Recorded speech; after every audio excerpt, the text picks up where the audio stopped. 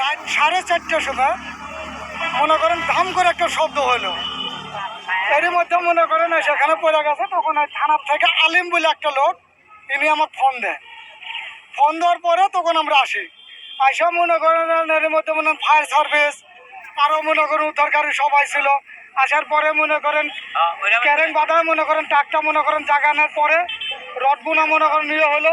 তারপর রডের বান কাটাতে আমরা রডগুনা পাই করে যারা জীবিত ছিল তাদেরকে মনে করেন আমরা হাসপাতাল পর্যন্ত পৌঁছাইছি।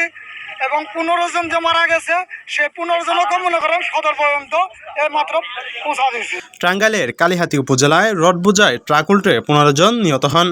এই ঘটনায় আহত হন আরও কয়েকজন। আহত ব্যক্তিদের উদ্ধার করে টাঙ্গাইল জেনারেল হাসপাতালে পাঠানো হলেও তাৎক্ষণিকভাবে তাদের নাম পরিচয় পাওয়া যায়নি। ভোর 4:30টার দিকে উপজেলার যমুনা সেতুর পূর্ব প্রান্তের সংযোগ সড়কের সরাতুল এলাকায় এই ঘটনা ঘটে। যমুনা সেতু পূর্ব থানার ভারপ্রাপ্ত কর্মকর্তা ফুয়াদ রুহানি জানান, ঢাকা থেকে ছেড়ে আসা একটি রড বোঝাই ট্রাক যাত্রী নিয়ে উত্তরবঙ্গের দিকে যাচ্ছিলেন।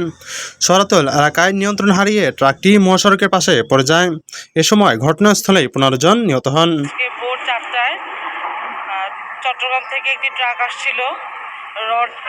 ট্রাকের মধ্যে রড ছিল, সেই রডের উপরে ট্রিপল দিয়ে ঢাকা ছিল এবং তার উপরে কিছু যাত্রী ছিল।